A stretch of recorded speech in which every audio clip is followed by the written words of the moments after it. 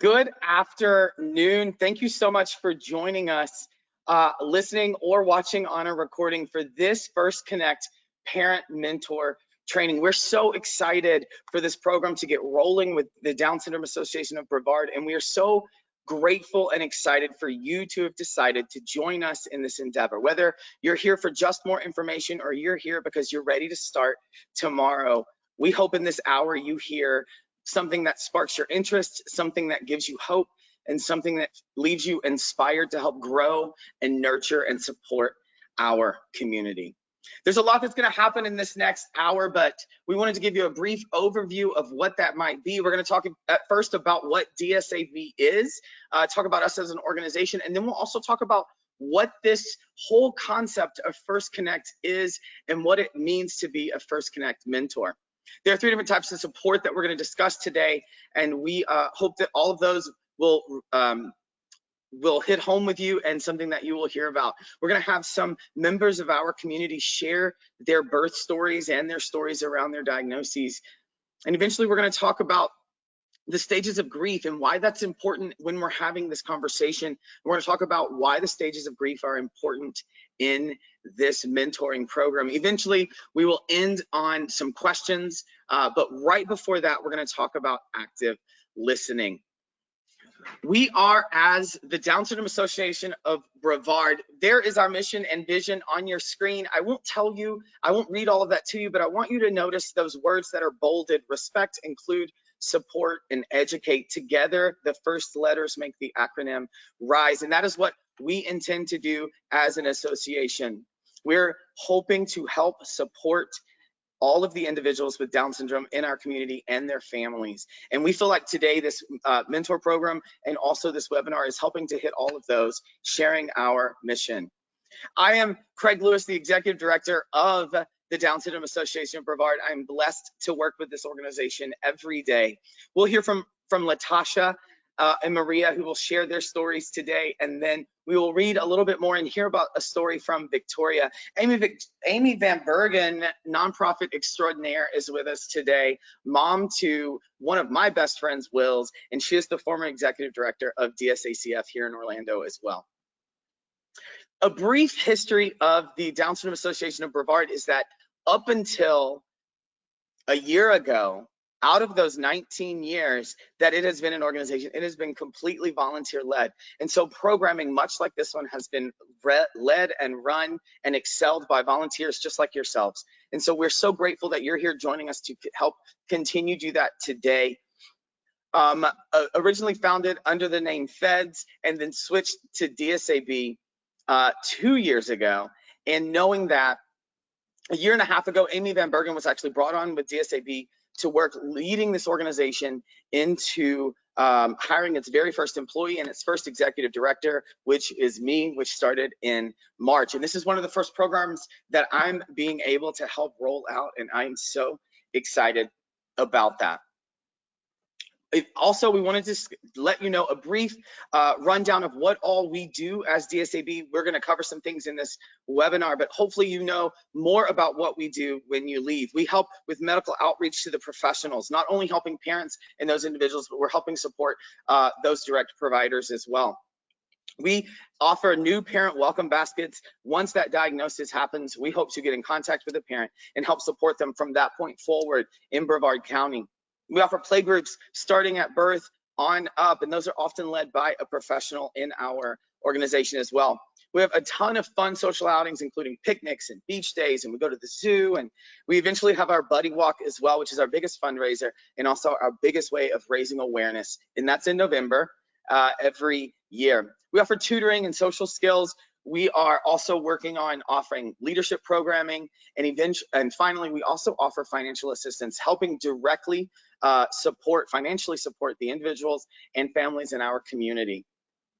2 years ago, the Down Syndrome Association received a grant from the Down Syndrome Diagnosis Network, which not only allows us to provide support directly to families through technology that they are allowing us access to, but also we're then also providing resources to healthcare professionals during that early diagnosis training and also provide some training and in service to them as well. And that's something that is this mentor program is also coming out of as well. So we're very grateful to be there.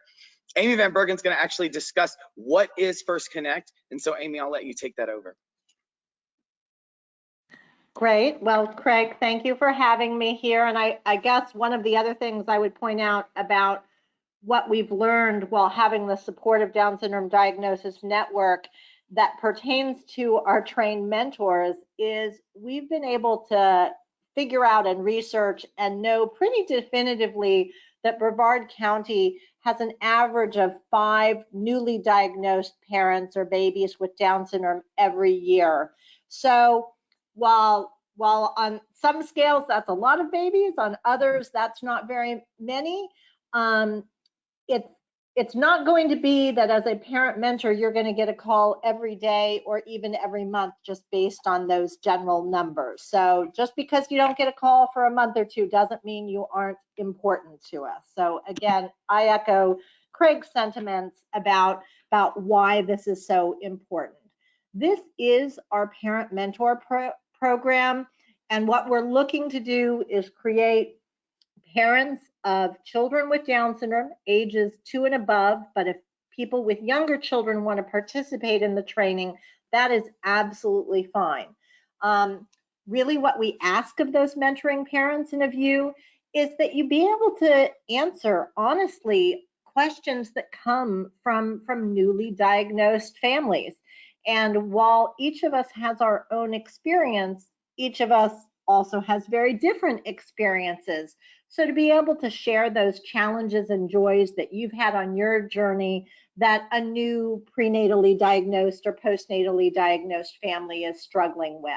Some of those families are going to want to meet firsthand an individual with Down syndrome, whether that's a child or an adult.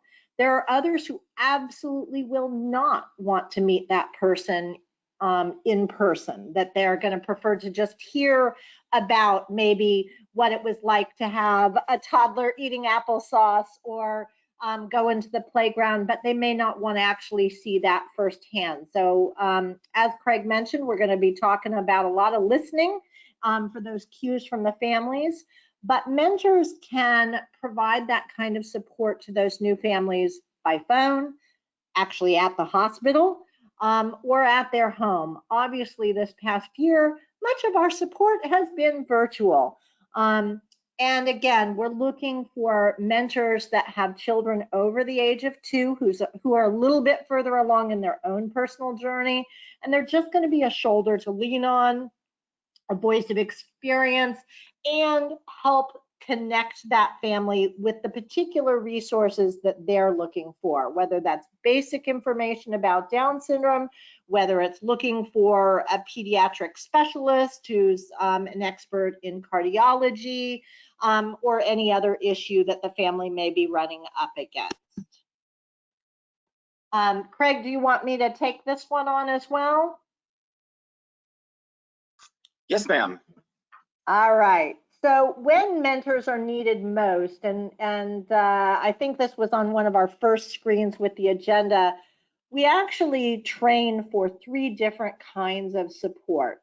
So there's the prenatally diagnosed families, the families that are pregnant, expecting a baby, but they have not made the decision yet whether or not they're going to parent that child. So they've received the diagnosis of Down syndrome, and they may be struggling with the idea of possibly termination, or they may be considering the idea of giving the baby up for adoption. And just for your information, there are over 200 families on a national Down syndrome adoption network wait list currently who want to adopt a baby with Down syndrome. So while that doesn't happen a lot, in terms of just being aware of that level of support, those families are still struggling with those decisions. And sometimes that's tough for our families to mentor. So most frequently, we'll probably put a staff person such as Craig in that role to just provide them the information that they're requesting. The second and most common time of support these days is for prenatally diagnosed families who have definitely made the decision to continue the pregnancy and to have that baby and parent that child with Down syndrome. So they're moving forward, but they're scared. They're on an emotional roller coaster and they're looking for resources and support. Some folks are looking for more than others are. And then, of course, finally, we have those families that receive their diagnosis after the baby has been born. Less common these days than it was 10, 15 years ago. But again, it still happens where we've got babies that slip through those cracks of the ultrasounds or prenatal tests, and the family doesn't realize until after the baby's been born. Usually they find out that day at the hospital, but occasionally we've had a few families in our area that it's actually been 2, 3, 4 months down the road before they've received their official diagnosis. And just, you can see that note on the bottom of the screen here.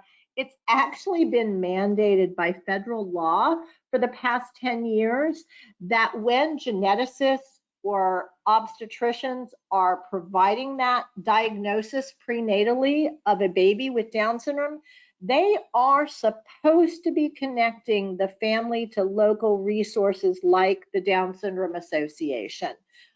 It was built into the law. Practically speaking, it doesn't always happen. So what you're doing as a mentor is actually considered the best practice for new families to provide them the support and the information they need.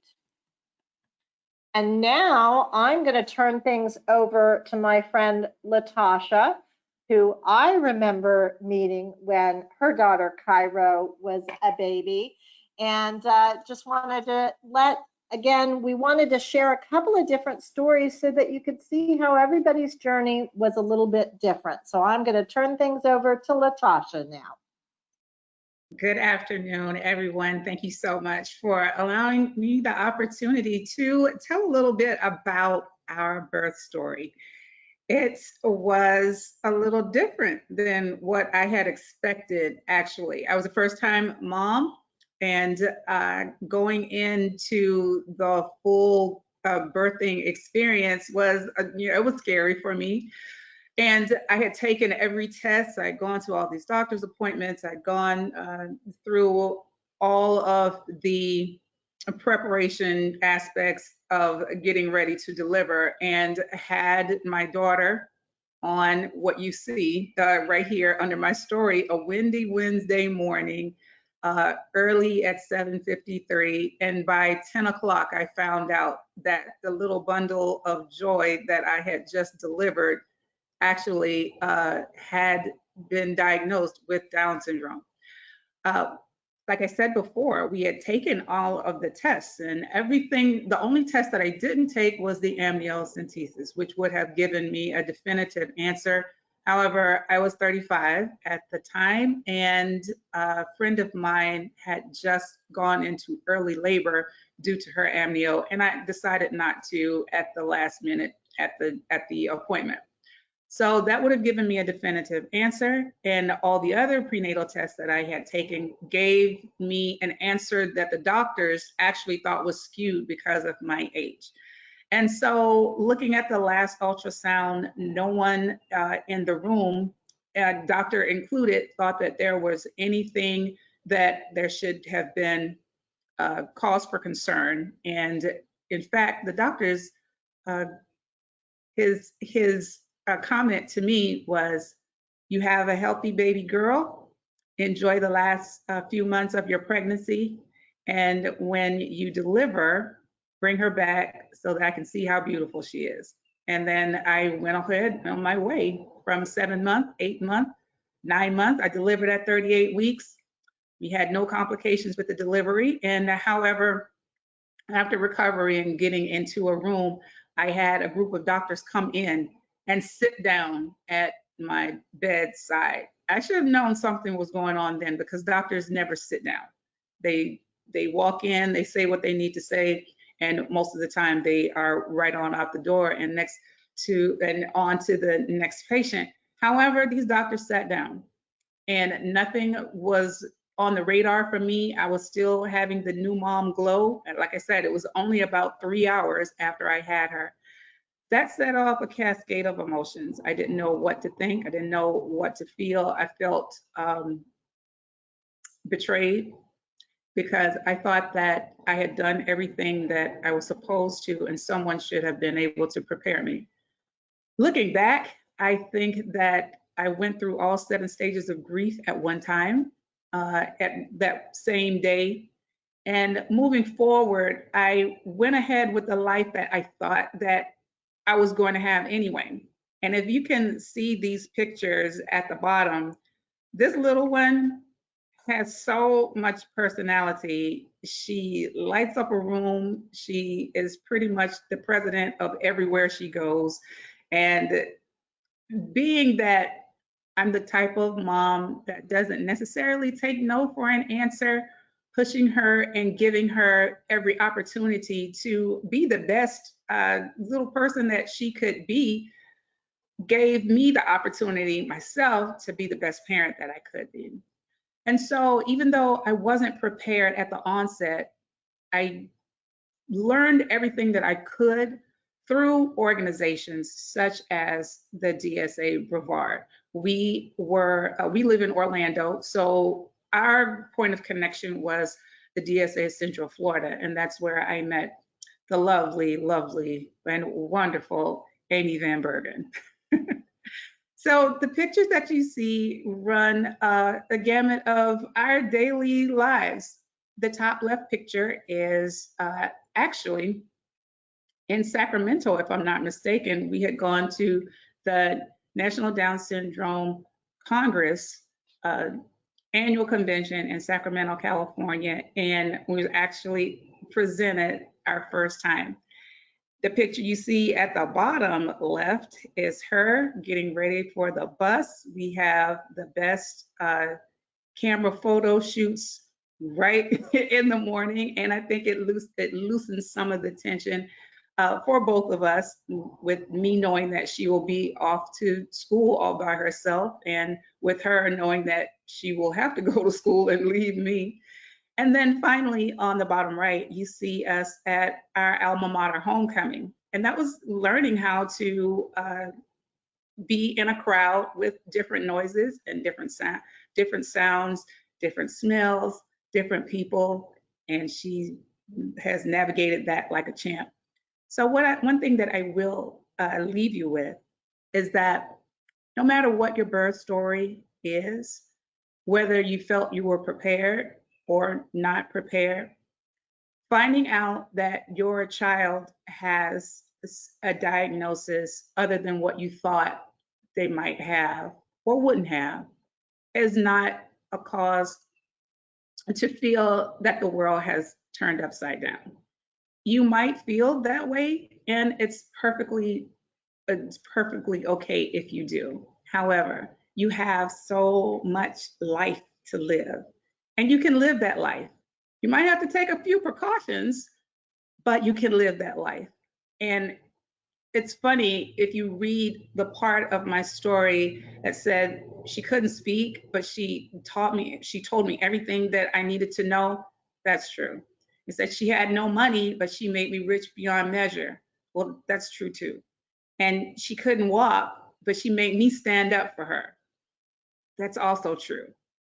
And she'd never been a daughter, but she made me a mom, and a phenomenal mom, if I can say so myself.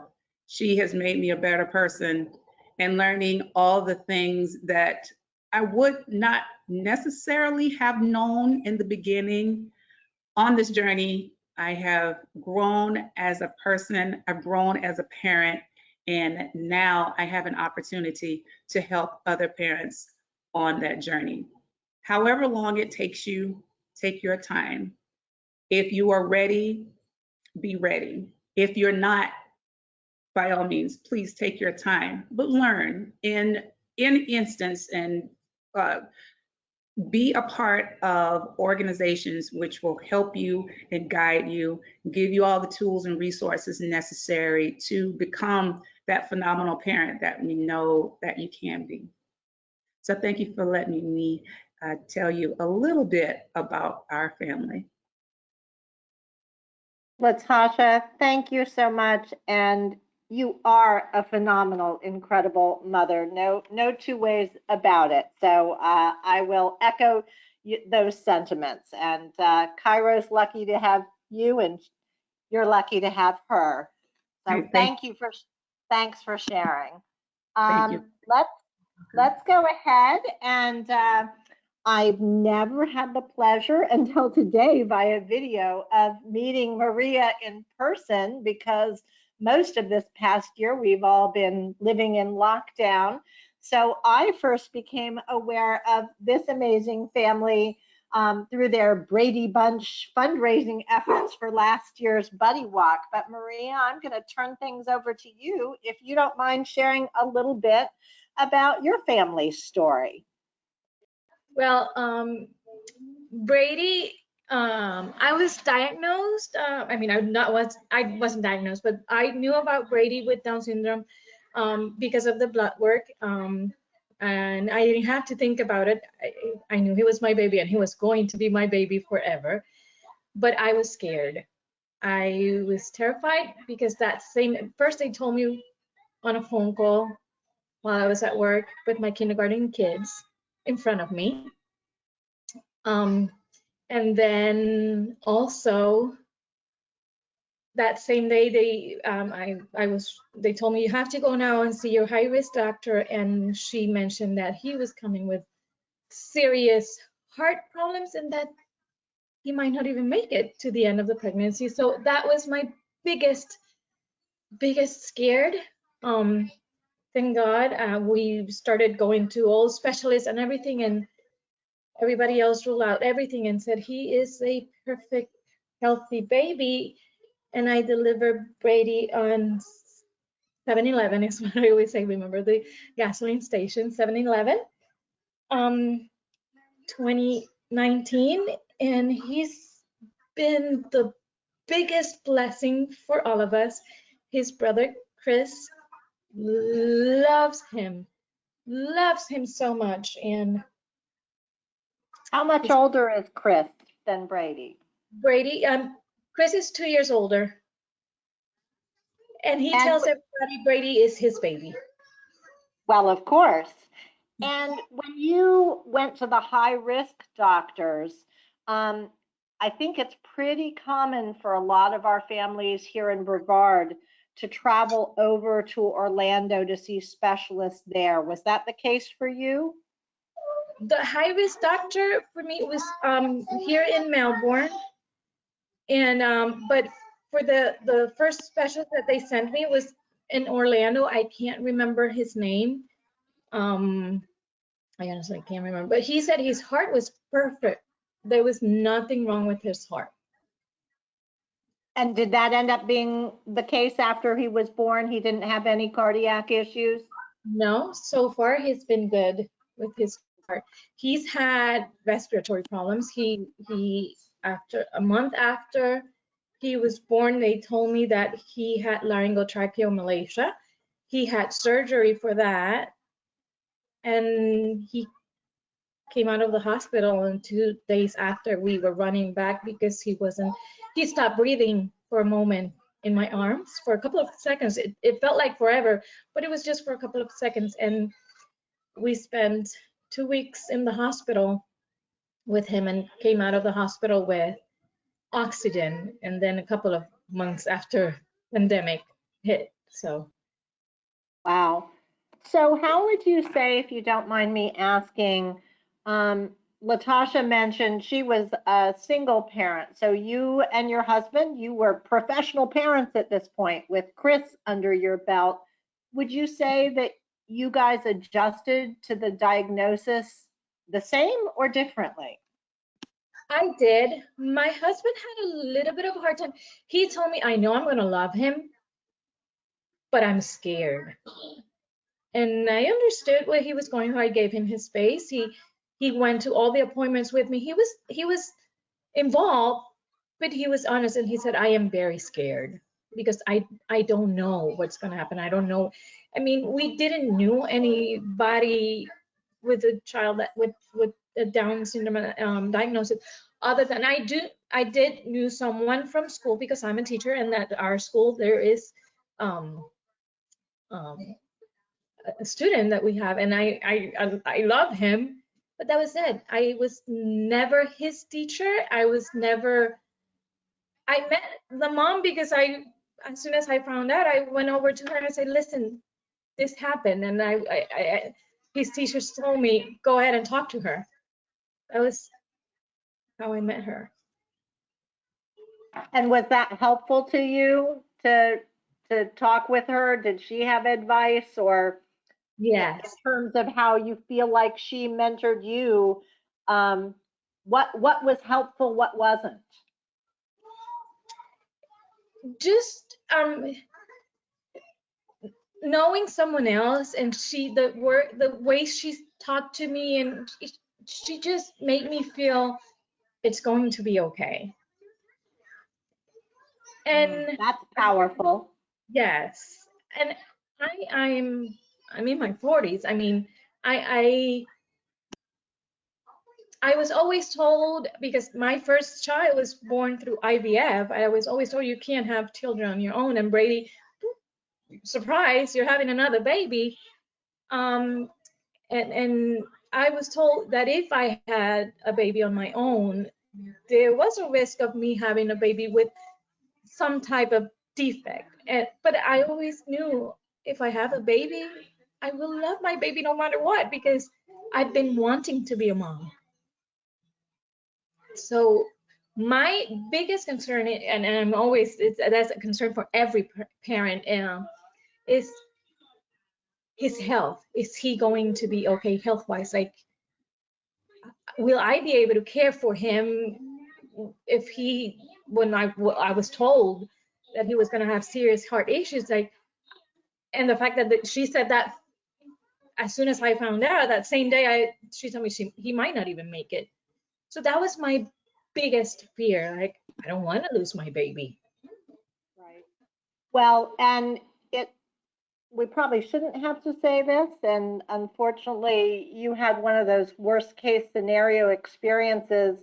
Part of that federally mandated law that gives best practices to obstetricians on how to deliver the diagnosis, and one of the pieces of the training that we provide to healthcare providers in Brevard County is that they are not to give this kind of information over the phone. And if they must, as in the case of this past year with the pandemic, they are always to make sure that the person is in a safe place, that they have support people around them, so that it in a situation you described while you answered the phone in your kindergarten classroom and just had to keep on going after all of that information that she shared with you. So that's part of what we try to do as well, is so that somebody doesn't have that same experience where, they have no support. I assume you in turn had to share the information with your husband rather than him hearing it at the same time as you, etc. And it was also to share with my husband. It was also over the phone, because I had to call him and say, I have to go to the high risk doctor right now. And it was like, what do I do now? I'm in a classroom. I have to leave. I don't have someone to cover my class. I have to talk to the principal. It was a lot of things to handle with that in my head. It was hard. I'm sorry that happened that way with you. And again, I think that's part of why this mentor training is so important. And it's so important, the flip side of the training that Craig does with our medical professionals in the community is so that they know the proper way to deliver a diagnosis, both in terms of time and place, but also in the phrasing of it as well, that's really important. What would be your advice, Maria, if you had one or two things to share with a family that was being diagnosed today, expecting a baby later this year, struggling with that diagnosis and what it meant, what would be your biggest piece of advice, do you think, to them? To reach out to Down syndrome, other Down syndrome communities, reach out to people and just tell them you're going to be okay. You have to go through your emotions, you have to feel them, but you're going to be okay. And you're going to love that child. I get emotional. He's gonna change your world, and Brady has. There is not one person in my family that they all do whatever Brady says. Let me just say it that way. They all do whatever Brady says. It sounds like he's got people wrapped around his fingers. Oh, starting with his brother and daddy. Daddy, his heart melts every time he comes in. And well, the other day he said Papa with meaning, because he was saying Papa, but it had no meaning. But he finally said it with meaning, and he just melted. It was so good to see his face lit up, and he was just, oh. That's wonderful, because I think so often as new parents, we fear all the things that we think maybe our child won't be able to do, or doctors inadvertently give us lists of things that our child with Down syndrome may or may not do. And I know until my son actually talked, I was worried that he would never speak. Now, of course, we can't get him to shut up, but I didn't know that at the time. So to hear your child say Papa with meaning is just life-changing. He's been doing a lot of wows the last couple of weeks, and I'm like, I can't stop like smiling when I talk about him. Well, I hope you and Latasha can stay on. We're going to go over a couple of other things, but just in case people have some questions directly for you guys at the end. And I'm so appreciative of you sharing your story, because I do understand it's emotional, and sometimes it's tapping all those things that we went through at the time. And lots of that is lovely and wonderful and celebratory, but not all of it is. So thank you, Maria. You're welcome. You're welcome. Thank you. So as Craig mentioned at the start, Victoria was not able to join us today at the last minute. Hopefully most of you know who she is. She's served as the president of the board of directors for the last couple of years. And you can see the picture here with their 3 girls, and her oldest child is Crystalline, who you see there. And this is just a little snippet of what Victoria shared at the time.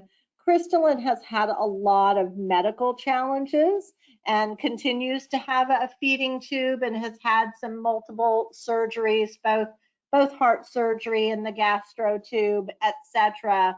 And she is quite a trooper, but again has continued to have a lot of health challenges. And while that's not true of all of our babies, it is unfortunately a frequent occurrence. So part of what we like to do in the mentoring piece of things is, if we know that we have a baby diagnosed with, say, a ventricular septal defect, VSD for short, we'll try to pair that newly diagnosed family with a mentoring family that's already been through that surgery successfully when their child was a year or 2 old, so that they can share some of those experiences. So again, our apologies that Victoria wasn't able to make it today, but I didn't want to delete these photos of beautiful Crystalline there and their family. And she has been a tremendous resource and mentor for a lot of families in our community these past few years.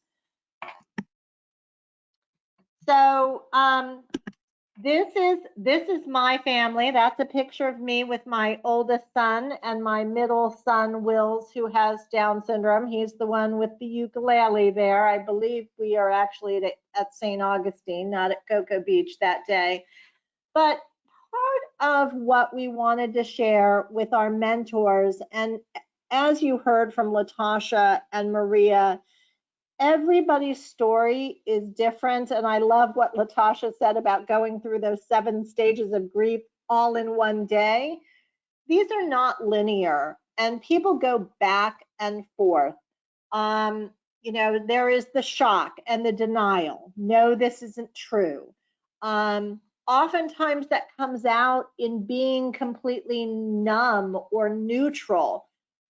So if you are talking with a new family and they seem not overly excited, but also not overly upset, that can be quite common. Oftentimes there's pain, there's guilt. No matter how many times you can say there's nothing that you've done to cause Down syndrome, it is a fluke genetic occurrence. A lot of people feel like if I'd been a better mother or a better father, or if only I'd done this differently, and thinking that they've somehow caused it.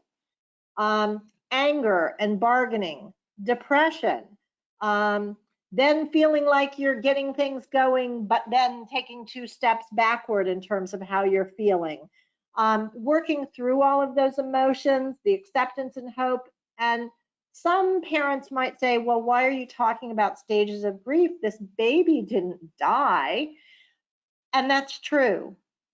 But what has died for many of our parents, especially prenatal parents, whether this is their first baby or their 5th baby, is they have lost that image of the perfect child.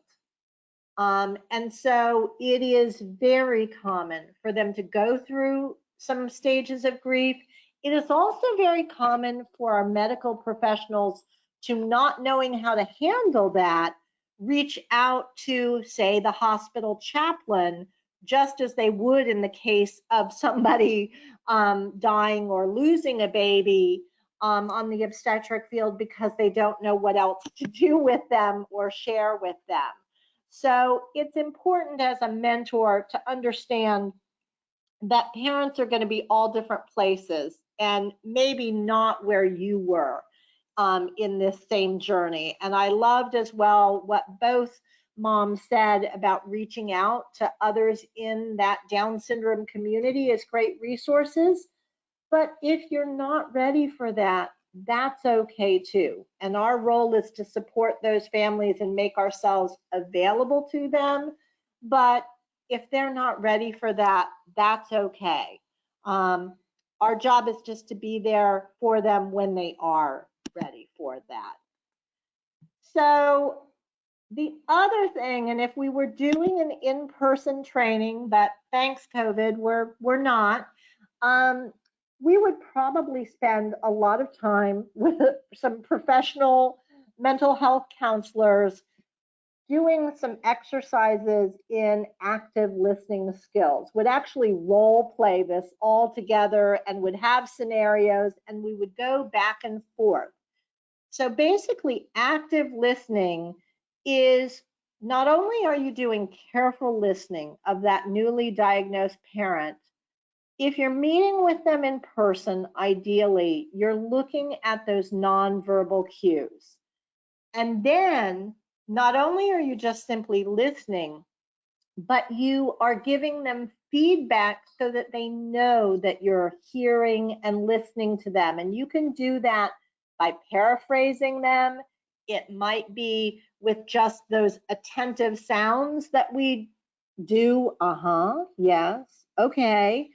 Encouraging that, to actually ask questions that don't end with yes or no, but are open-ended questions. So not how are you feeling today? What are your biggest concerns?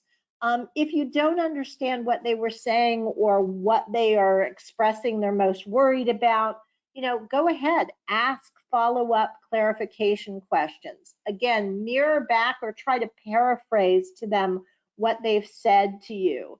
It's also, I like that infographic on the left where one of the number 2 sign with the hand up about withholding judgment, because I would say it is so common to have all sorts of emotions. And again, many parents later will feel terribly guilty over some of their thoughts and feelings. It is not unheard of for a newly diagnosed mom or dad, if they've heard, as Maria did, right or wrong, your baby's going to have all of these catastrophic health concerns. They may not make it. Well, imagine being that parent and thinking to yourself in your pain, in your grief at that moment, boy, I hope they don't make it. That would be the best thing. And then months later, thinking with horror as you've met your baby for the first time, you've fallen in love with them, like, how could I think that? One of the things we don't want to do is help our newly diagnosed families beat up on themselves. So you have to withhold judgment. If they're talking about their struggle with having considered termination, their struggle with having considered giving up their baby for adoption, or feeling like they just weren't enough of a parent to handle it, that's all normal.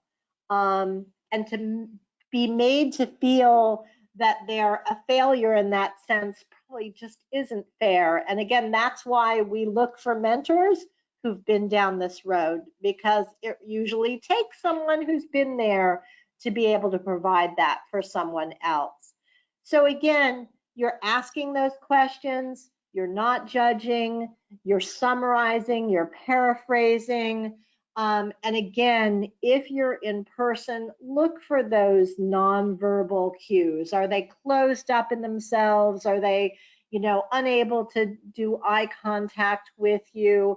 I will say one of the best things that you can do if you're meeting with the family in person is, oftentimes, if this is a postnatal diagnosis, they will have that baby there with them. Offer your congratulations in all scenarios, but also, and again, COVID may have changed this. People may be less comfortable with this, but if you're seeing a family with a newborn baby, presumably you have washed your hands pretty thoroughly anyway and sanitized. But if they will allow you and are open to it, to just hold that baby, to know that somebody else looks at this baby and sees a beautiful human being, can be a pretty powerful experience for a brand new family.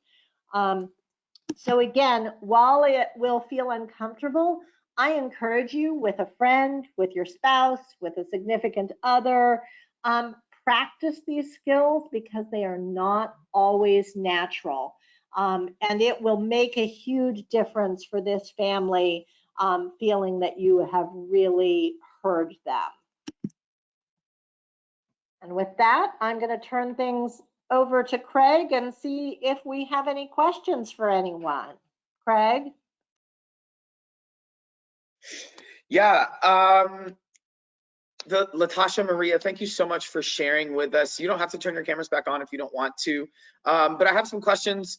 Some were maybe sent in through the chat, some are my own. I think, Amy, if you have others, please just pipe in, or vice versa. Maria, Latasha, I think it's perfect mirroring of active listening if you have questions for each other as well. And I think I want to start, maybe a question to you both to get us rolling was, both of you said plug into your local Down syndrome community and or organization. So this is really a two-pronged question. Can you tell me about how possibly your community or your organization helped to support you? And then on the flip side, because a mentor would be helping to sort of be the boots on the ground for our organization, how could an organization help you better? So maybe what's an area that you feel like maybe you could have used more support that wasn't there? So let's learn from that too. So whoever wants to answer both of those first, please go for it. No, I can start first. Yeah. I was contacted while I was still in the hospital. I had had a C-section, so I was there for a few days. And if I'm not mistaken, Amy was the person that came to visit me. It's funny because for all the information and everything that I received, a lot of it is still a blur. I remember the information, but I don't necessarily remember the faces. But after I came home, I needed all of that support, and it was there. I just wasn't in a position where my emotions would allow me to take that first step forward. So I did receive the new parents packet. It had a lot of information in it. I got a lot of information from the doctors that I was with and the new therapists that were in my life. Now we had pretty much a team.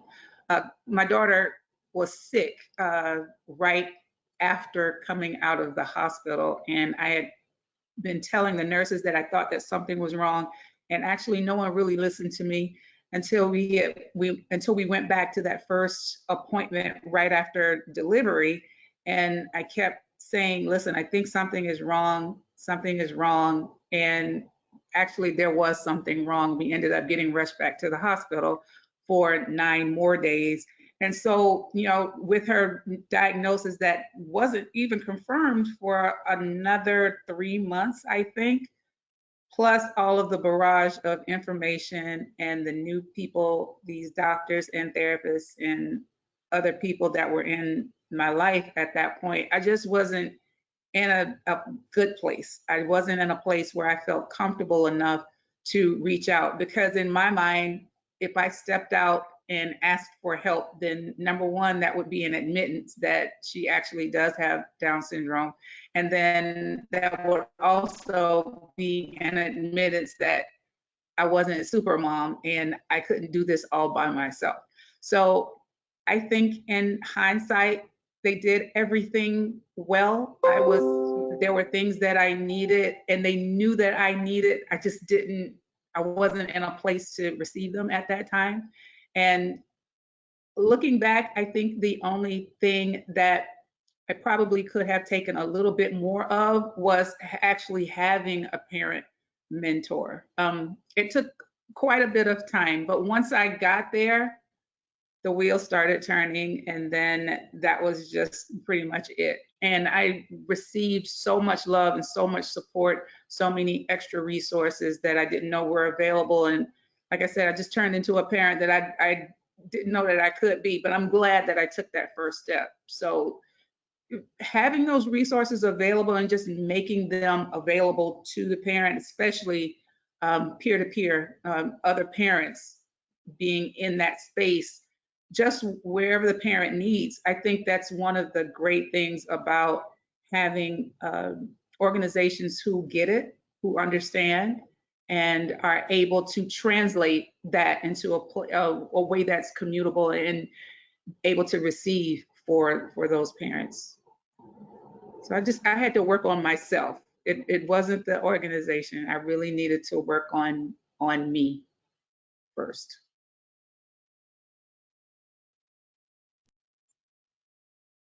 How about you, Maria? How did you first become connected, and what was good about that connection, and what more would you have needed?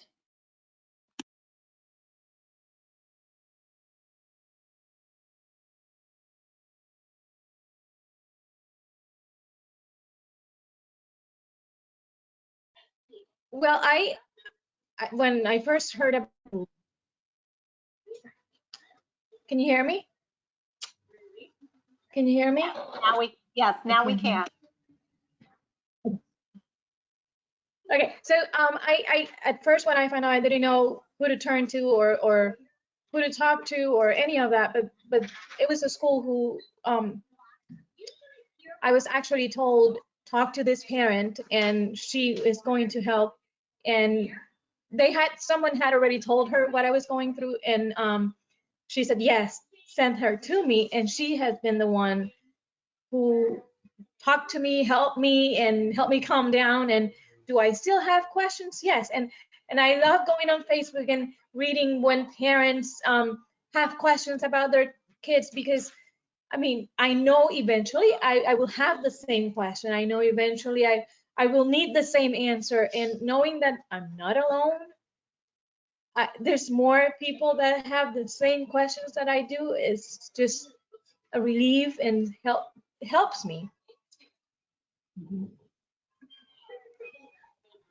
You know, Craig, it's ironic you should say I'm that. not seeing other Oh, I'm sorry. questions. Go ahead, Latasha, sorry.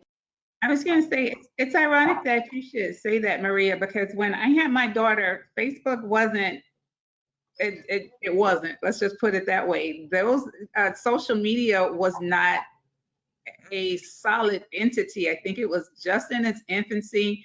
And I had friends who had children and they had all gone back to work and whatever their lives were. And I was in this kind of rut, I guess you could say, trying to figure out where was my place. And there was no outlet because I was the only person who had had a child that had a disability. And I really didn't have a lot of people to, I didn't have anyone that I could pick their brain because they just weren't there.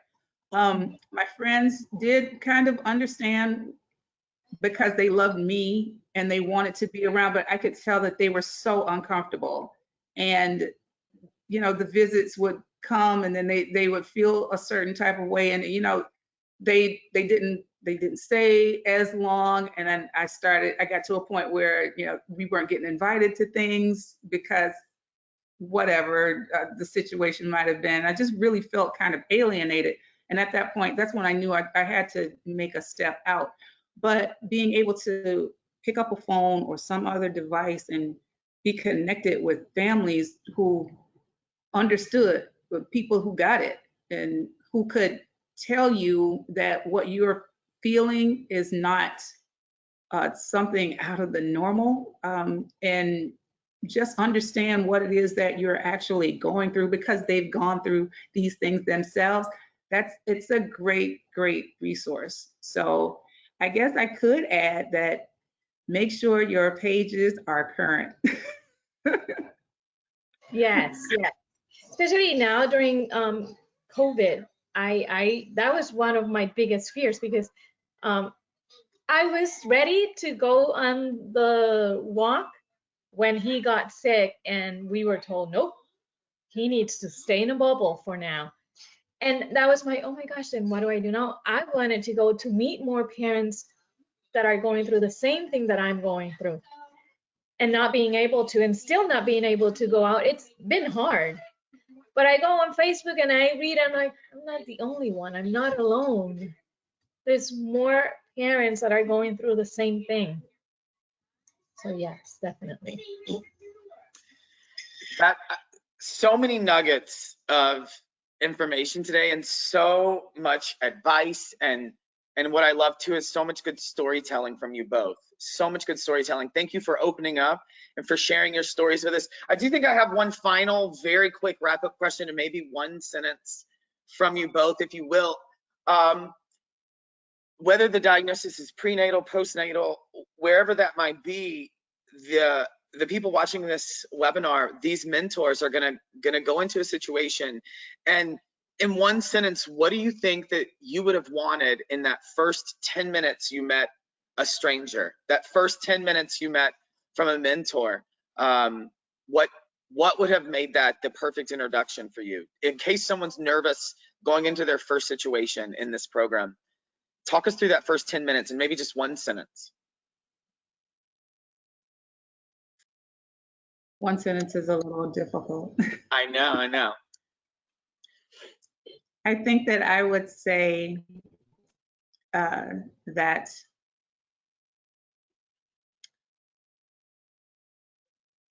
the person that you are speaking with is a mirror of yourself. Yeah. Beautiful. Maria, what about you? I'm here for you. You're going to be okay. Yeah. I love that. I love that. And I love that we're ending on the fact that, you know, stories are different. We all have different stories, but community wise, we're all in this together. And I think that's what we as organizations and in this mentor program are working to form. Maria, Latasha, give our love to your families. Thank you so much for sharing with us today. Amy Van Bergen, you are an amazing person. Thank you so much for helping us today. Those of you on this webinar, make sure and send us an email to let us know if you watched it as a recording so that we can add you to that training roster and then get you added and implemented into the mentoring program. If you have any questions, please reach out at info@dsabrevard.org. And if you have follow-up questions for Maria and Latasha, we would love to hear that too. Thank you all so much. We will end that right at an hour today. So thank you for your time. And we love y'all. Thank you so much.